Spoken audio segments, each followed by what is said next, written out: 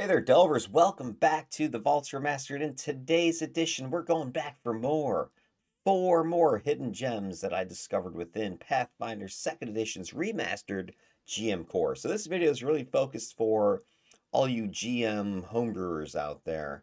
Players, you might get something out of this as well, because there are a lot of systems in the GM Core which you probably aren't aware of, that your GM might need to become aware of, that you think are pretty cool or interesting. You might want to share some of the stuff with them.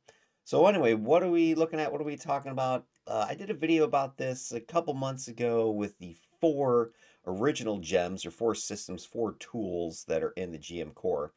And the GM Core is that book from Pathfinder that is really a toolbox. It's got a whole bunch of bits and pieces that you can plug and play as you wish into your game, especially if you're getting your home brewing, you're running your own game.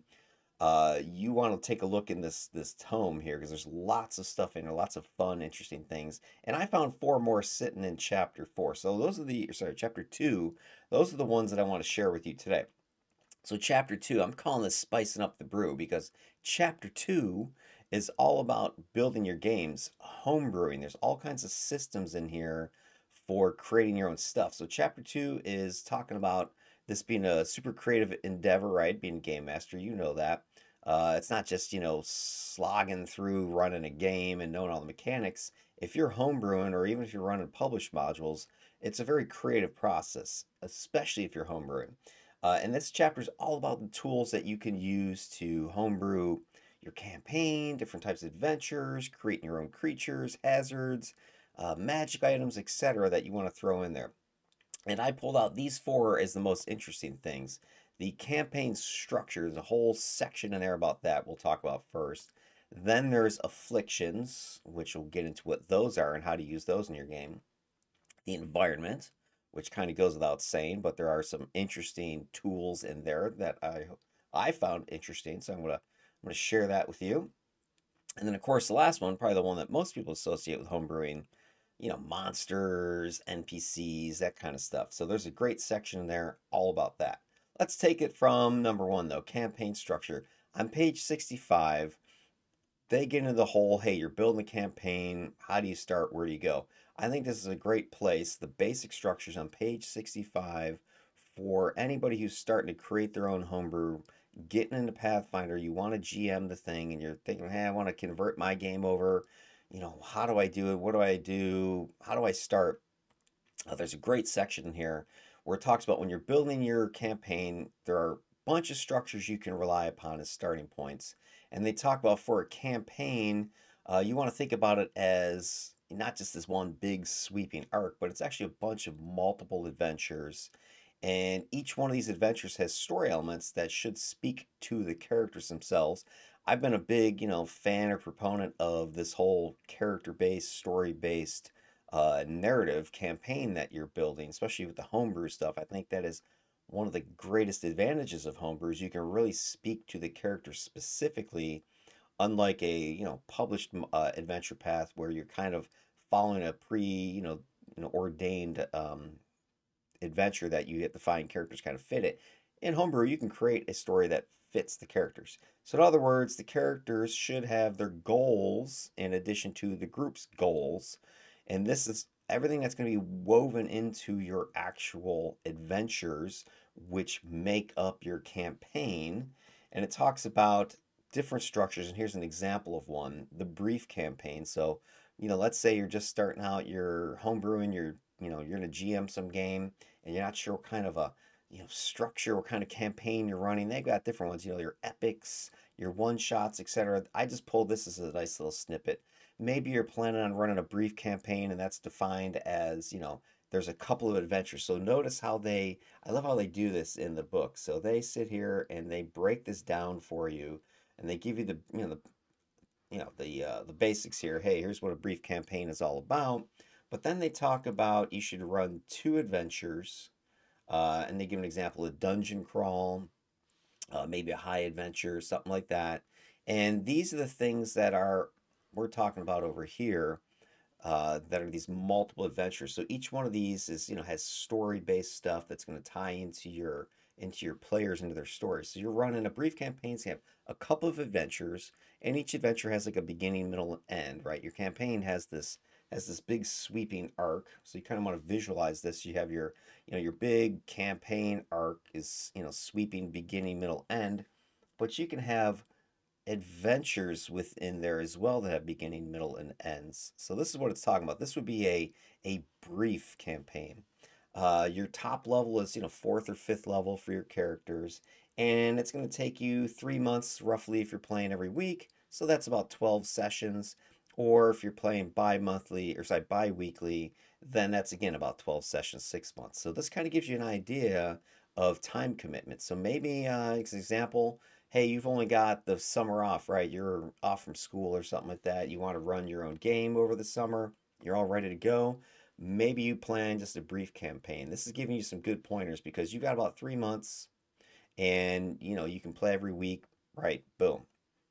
All right, then it gets a little bit deeper here on page 68. They start talking about adventure recipes. And with this one, they've got a way to break down those adventures, right? So we're talking about that structure still, right? We're talking about we've got this main campaign arc. We've got a couple of adventure arcs in here. We're talking about how do you go about structuring one of these adventures you're talking about, this dungeon crawl or this high adventure or whatever it is you're working on. Okay, that's what it's getting into. So there's a set of recipes on page 68 and it breaks it down by style. So on page 69, they get into what's the style of the adventure. Dungeon crawl, gritty, high adventure, etc. It gives you a framework, it gives you guidelines. Then on page 71, it talks about the threats that the characters will be facing. And it should be thematic so that it's, following your flavor that you're trying to get your players to eat here, right? So your style and the threat, those are the two big core parts of this recipe system they've got in here. And then they talk about the motivations on page 72. Why are not what the characters' motivations are, that's up to the players, but what are the bad guys' motivations? Start thinking about that. What are their goals? And then it talks about the story arcs. So on page 73, they're getting into different arcs, kind of like I was just showing with my little drawing there.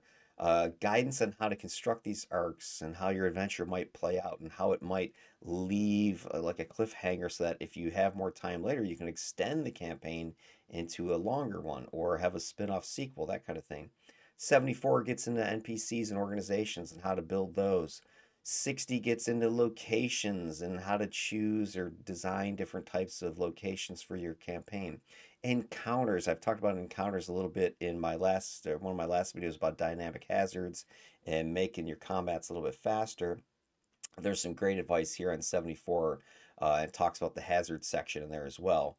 And then you've got treasure, of course. What is the reward aside from you got, the campaign progressing forward, the character stories are progressing forward, but what loot are your characters getting out of it? There's a whole section in there about treasure. And they have an example here for, let's say, you're running a gritty adventure. This is one of your arcs that you're running through your campaign. So, again, you've got this idea of you've got a big old campaign arc, but then you got these couple of story arcs that are going through a couple of adventure arcs, and you're just designing that first one. And that first one, you're like, hey, you know what? I want to make that first one a gritty adventure. And so it's going to have this is an example of a style. So on page 69, they're talking about styles. So you're like, hey, I want to choose a gritty adventure as my first little story arc, little story adventure that we're going to have. And it's tied into my characters, backstories, that kind of thing. And again, this is cool. Check it out. They sit here and they give you advice again. And I'm just thinking, man, I wish I had seen this sooner because I'm designing my own campaign or just making a game session, right? Check out just the breakdown. They're saying this adventure should take you 5 to 7 sessions. So, if you start putting this all together, I mean, this is cool, right? So you've got this idea of, here's your big old campaign, which is going to take you 3 months of playing every week, right? And then you're going to have this one story arc, right? That's going to hey, how long should this take? Well, if it's a gritty adventure, they're saying this should be 5 to 7 of your sessions. So that's 5 to 7 weeks, right? You're talking, what's that, like 3 months? Just not sorry, not 3 months. That's 2 months, right? So this could be 2 months right here. So if you know that, then hey, how long should my last one be? Well, you've only got 1 month left, right? So it's helping you to design or at least have an idea in your head how long things should take, right? How long is your obviously things are going to be flexible and altered based upon character, decisions, but it gives you guidelines, it gives you an idea. So you're not walking in there blind going, I have no idea how long this is going to take. I have no idea what to do. Where's this going? There's tons of information in this section. I mean, look at this. Pages and pages of stuff, guidelines. And so if you're running a gritty adventure, you know it's going to take you, a couple months perhaps to run this gritty adventure, a month and a half. And my math is bad. If I'm running weekly, then that would be 8 sessions. So this is taking you just under 2 months, about a month and a half. So it's roughly, half your campaign time if you're running 3 months. But anyway, it depends on how long it goes, right? Exploration to give you an idea that, hey, you should have one exploration scene. So maybe there's a couple of attacks in there. There's 2 to 3 voyages, urban environments. There's a prison break. There's, examples here, right? Combat encounters, they give you ideas. A couple trivial, 4 low, 7 moderate, 8 severe, 1 extreme maybe. Often humanoid foes, role playing encounters, they give you ideas for how many of those to have. Battle of wits, chances to bypass opponents with deception threats, opportunities to gather information, rumors, encounter tropes, they give you ideas here. Stakes are personal, such as the PCs clearing their names of false accusations. Maybe they're being paid to eliminate a problem. There's some mercenaries. There could be betrayal, ambushes, other duplicity. There's town fires, weather conditions, unfriendly crowds. They suggest using the Pathfinder critical hit deck because this is gritty and you're going to have more damage and more potential, death for their characters.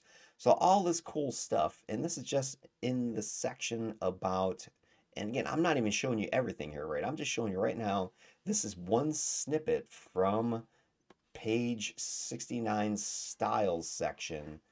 Boom, there's this, okay? There's all these other things I'm not even talking about. So that's what I'm saying. That's a whole nother video. I could go down this whole video here or make a whole video going down this list about how to design an entire campaign. Hell, I could probably make each one of these its own 30-minute video, really. Anyway, I digress. Let's continue. What else is cool and exciting inside of the GM Core? Who thought it would be this fun, right? The next part, the next gem that I discovered in there is on page 86, Afflictions, specifically curses.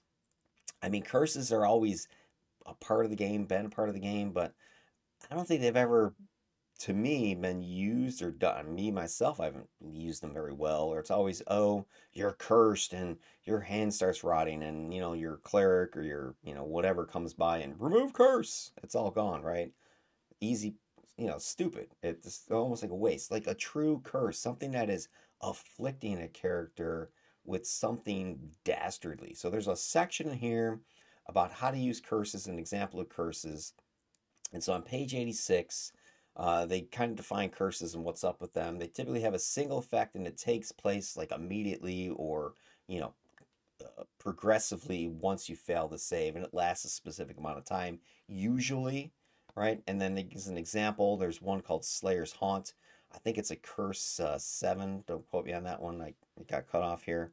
But as an example, right, it gives you you're haunted by all those you have killed.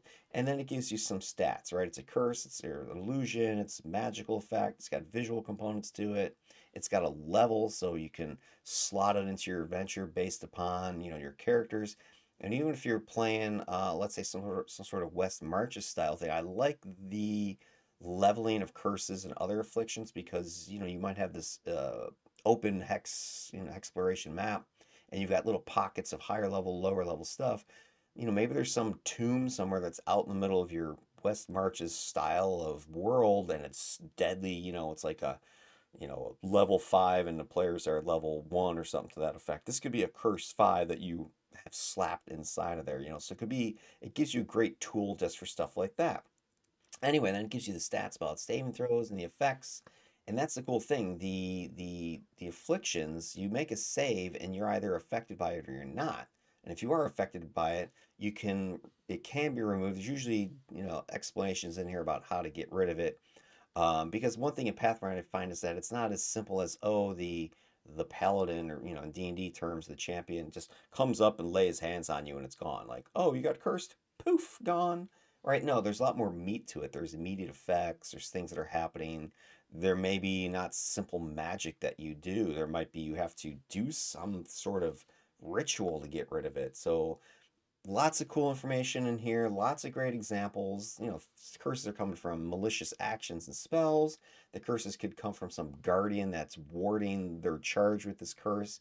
Gods may be inflicting curses. An example in, I think it's the clerics, there's the edicts and anathemas and that sort of thing, which goes with your domains that you select for your clerics. Same thing with your champions, like what their tenets are, that sort of thing. If you violate, the rules of your deity, they can punish you with curses. So there's a whole you can go to this section and use this as inspiration for what those curses might look like or be like.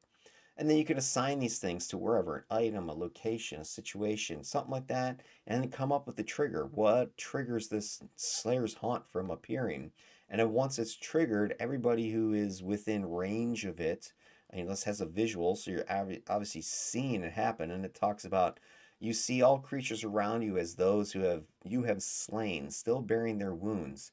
You can't identify, recall knowledge about, or otherwise interact with these creatures in any way that involves seeing their true form without first succeeding at a will save against the curse's DC, which is 19, to see this illusion. So if you fail this check, everybody around you don't recognize. They just seem like they're the people that you've killed in your career or whatever, your past.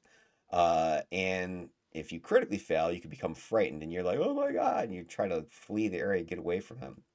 So it can sow confusion amongst your party. Now couple this with an encounter, with a combat, right? Maybe there's some undead spirits in this room, and this curse is slotted in as part of the encounter XP budget. See my dynamic hazards video I put out like 2 weeks ago. Like and subscribe while you're at it, to the video. Go to look at my playlist. I have that idea there about dynamic hazards. I was talking about specific hazards, but there's nothing saying you couldn't use a curse and throw that in there as well, right?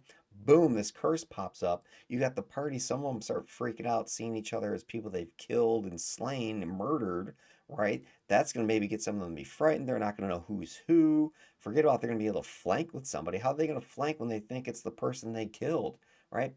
Total utter confusion you can sow, and then you have the monster they're fighting at the same time. So there's a great section here about these curses. But wait, there's more in this section, right? There is diseases as well, starting on page 87.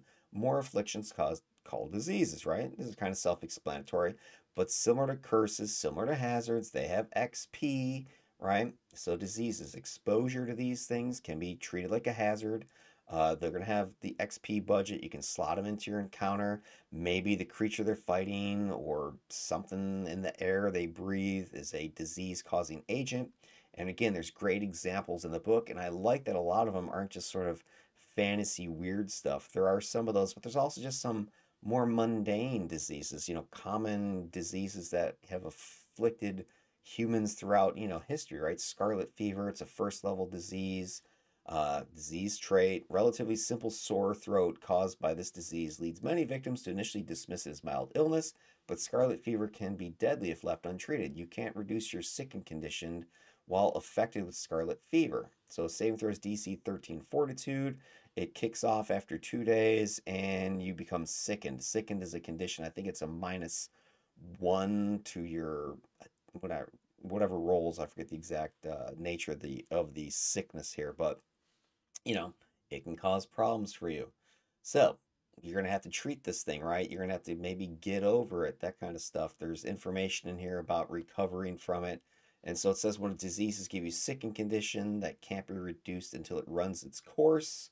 That typically means the disease has symptoms such as difficulty swallowing, loss of appetite, nausea that make eating and drinking difficult but not impossible. So you can use this just to mess with your player character's downtime. or they're exploration mode and they're like, hey, I want to rest. And well, how are you going to rest? You got scarlet fever, right? I mean, boom, you can use these little, disease one things, and maybe only one person failed that saving throw. Now they have to deal with it, right? It's something that's going to happen. Now, would you just do that and be a pie hole every session? No. But maybe this is a part of a greater, game you're playing. You've got some sort of disease as part of one of the themes. There's some sort of plague or whatever spreading through the city. The players got to figure out the cause of it, that kind of thing. They're playing the role of plague doctors or something. They're trying to figure out what's spreading this disease.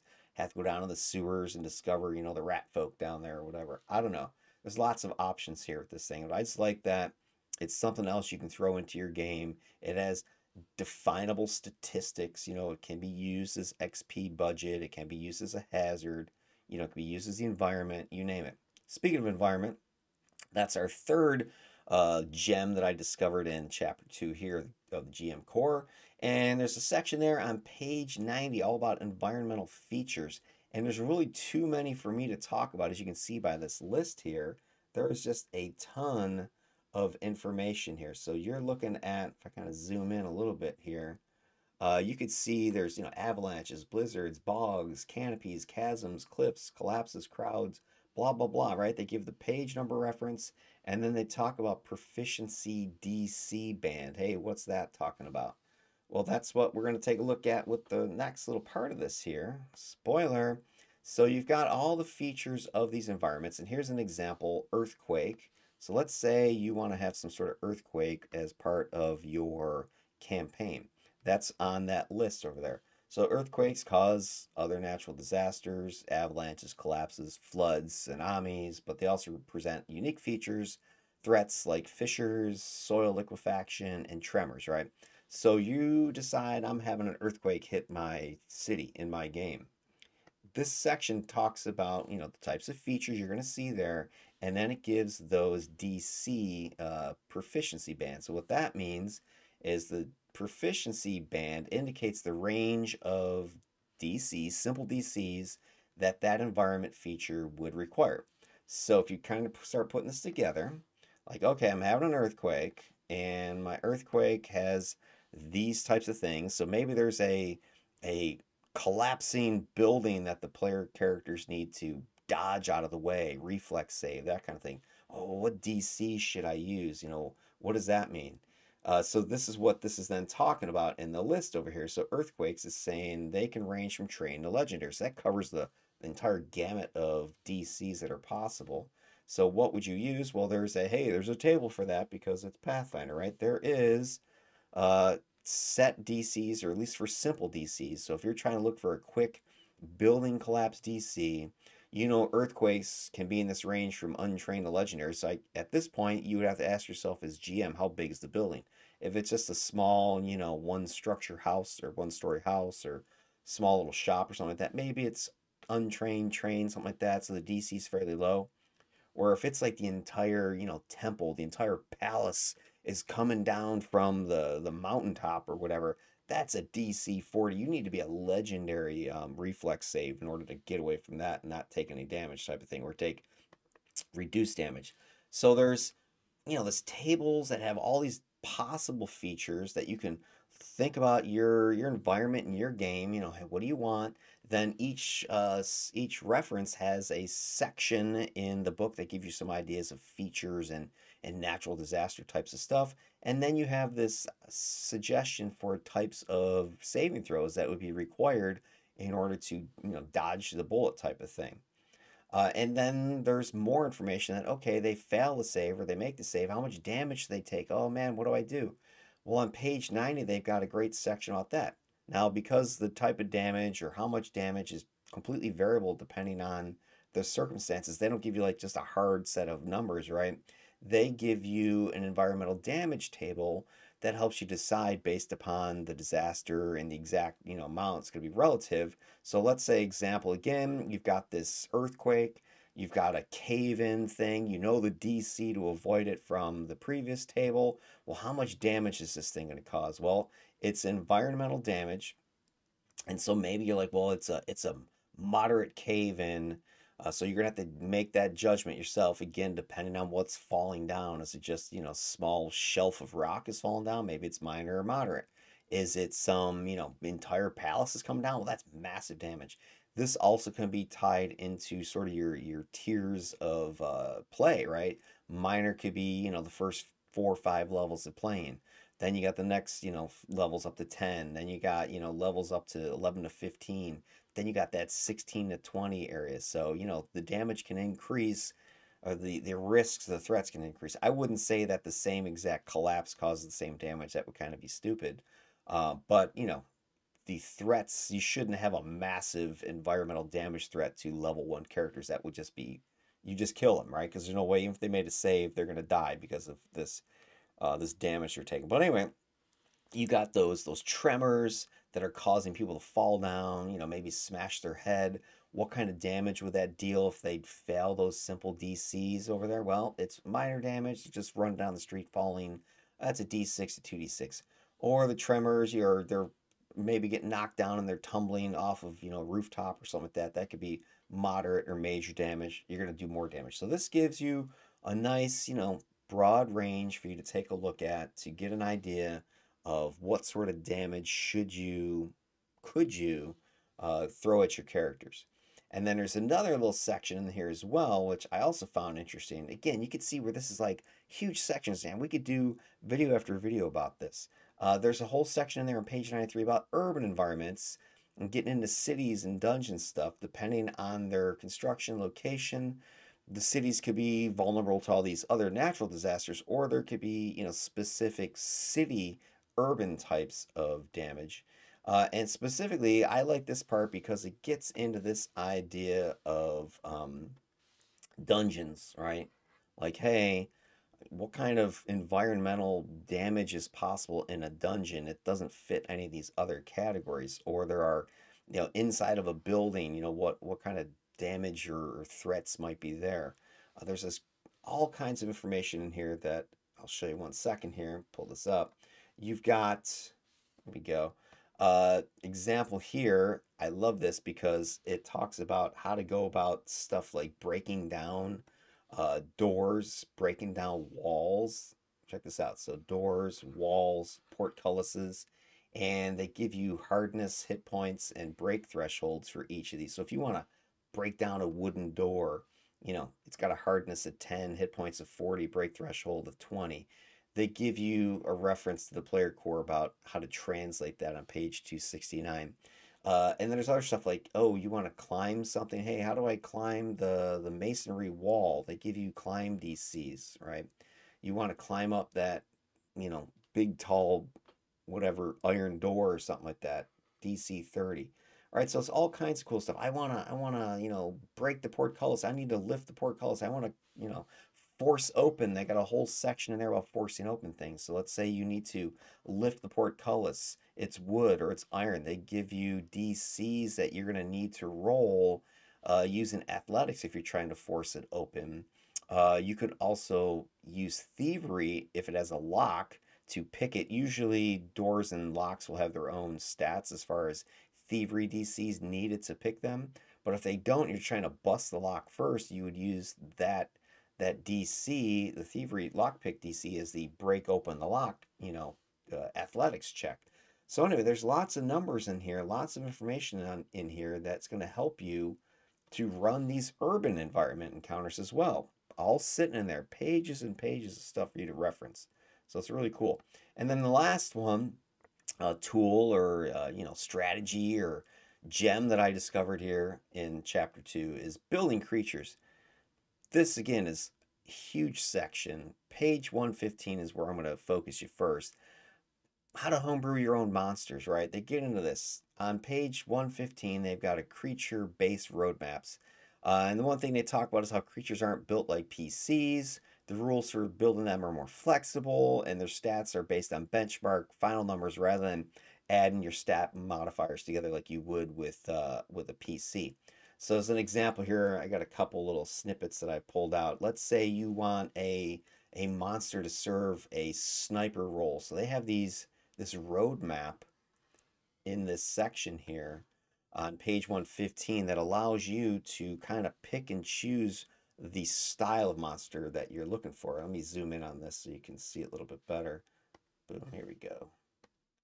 So let's say you want this sniper. Yeah, I need a monster that's gonna be ranged, does decent damage from, from afar. So what stats? So rather than trying to come up with like roll, build on a character A, B, C, D style, you just give it these basic stats: high perception, high dex mod. And by the way, these numbers would be relative, in my opinion, to the character. So if you know your character level's level 5, let's say, and their perceptions are all around 20, well then the sniper would have 20 plus because he's higher. So I would say he's got higher perception than the characters. Maybe he's got a 25 perception. Higher dex modifier, same idea. If the characters are all sitting on average a +3 or something like that, or whatever they got, this guy's got +4. Low fortitude, so again, what are my players' saves looking like for fortitude and reflex? I would scale it up or down compared to them.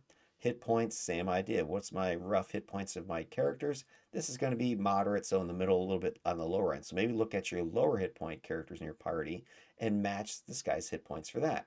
The ranged strikes have high attack bonuses and damage, or moderate attack bonus and extreme damage. Melee strikes are weaker. So again, you can come up with a little stat block.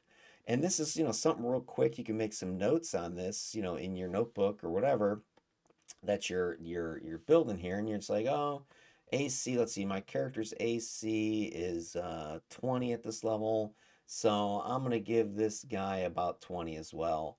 Their attacks are usually about plus 10. Well, for his ranged, I'm gonna make his ranged plus 15, but his melees are not so good. They're only plus 8, something like that. So you can have this little side notes next to your new creature you're whipping together, and just have a simple little reference list based upon these roadmaps to come up with something real quick on the fly, even, right? You don't need to sit here and get all super design mode in advance of your game. You can kind of just consult this real quick. You have an idea of what your player character's numbers are, and then slot it right around there. Okay. Then there's also, they continue, same idea with the NPCs on page 129. There are roadmaps for building NPCs. So these are creatures that are just, meant to be closely related to characters, not monsters.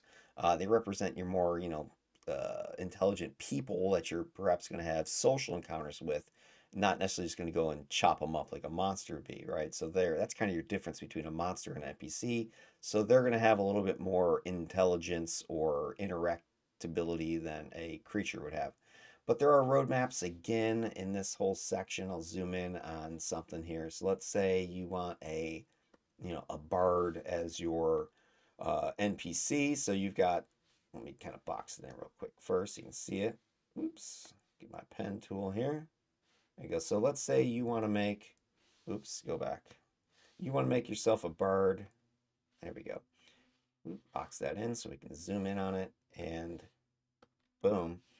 You're going to give them some basic stats like this. They should have moderate occultism. So again, what's your character's level? What's the level of the party? You want this NPC to be, let's say, around that level, maybe a little bit higher level NPC so that the players aren't messing with the person.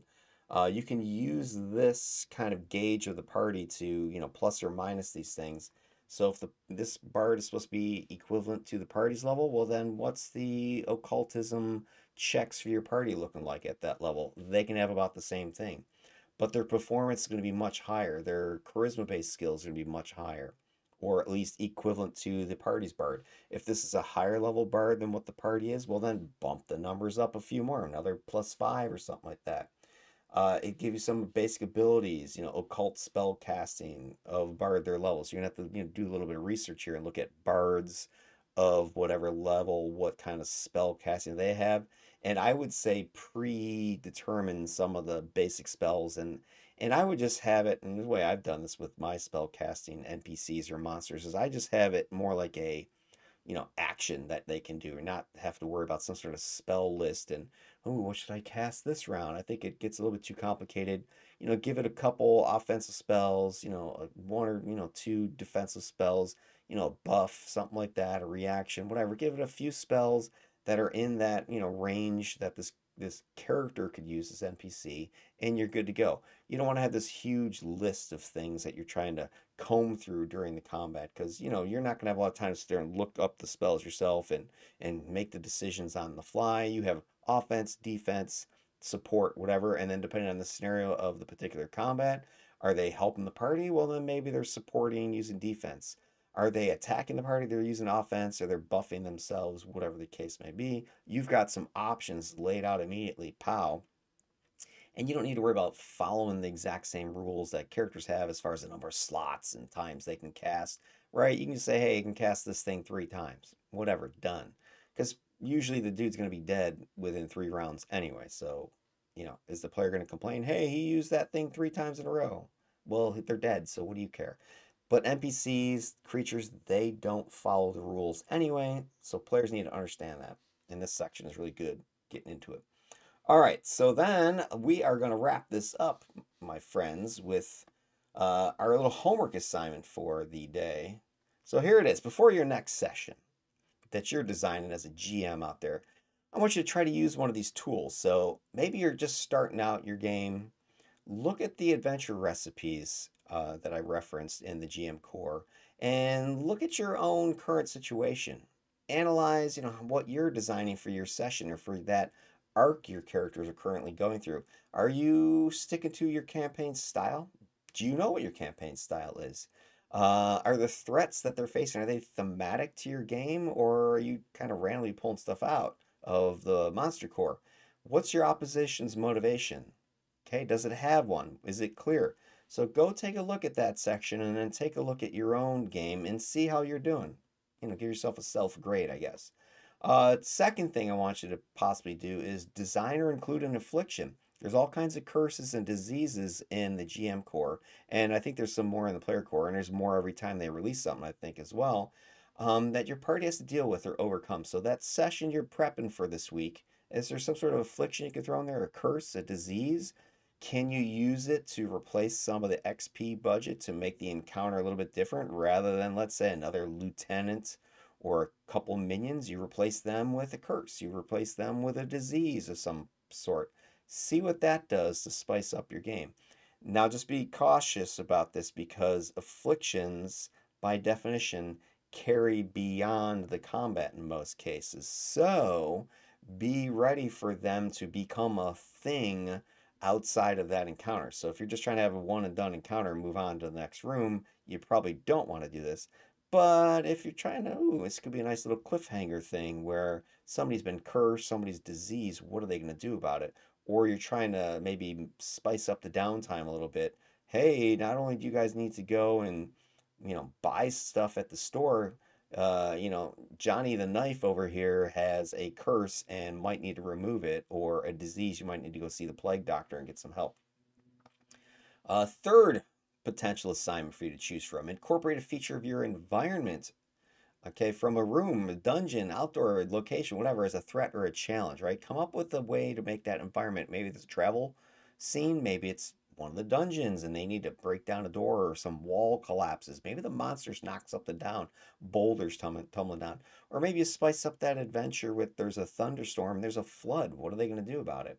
All right, so build an encounter that has some skill checks, some saving throws that are based upon the environment that your characters need to avoid, need to overcome. It doesn't need to be a 2 hour long, process. It could be a simple, hey, the first night of your camping, the storm rolls in, lightning, boom, the forest is on fire, choking smoke. What do you do? Roll me some DCs, roll me some saving throws, fortitude. You're choking. Can you get out of there? Again, though, be ready for the consequences of that because if people start failing things, now you're kind of fun little, oh, well, they had to swim across the flooded river, turns into somebody just drowned and died. So be ready if something goes south. And then last, of course, potential sign for you to choose from is build yourself a custom creature or NPC based upon one of those roadmap templates I was showing you. And bonus points for you if you do this on the fly in a game session. So maybe you're having to run in a game and you're like, I'm not even going to use the monster core or look up some creature. I'm just going to use one of these little template roadmaps. And when they encounter my homebrewed NPC or whatever, I'm going to give them some rough stats right, on the fly as you go just using the roadmap itself and see how that works for you. And then extra credit if you take whatever happens and come back here, report it in the comments section below. All right, my friends, that ends our session, our show for the day. I hope you found some interesting information. That GM Core loaded with lots of tools and tricks and gems. So go take a look for yourself. I presented 4 for you today, and I presented 4 for you last time. So if you're enjoying this sort of stuff, you like the vid, subscribe to the channel, notify yourself for more, and I'll put out some additional stuff. I'll probably, like I said, maybe dive into 1 or 2 of these homebrew specific things at a future date, because there's so much in that section, chapter 2. It's loaded. All right, peace out. Have yourselves a good day.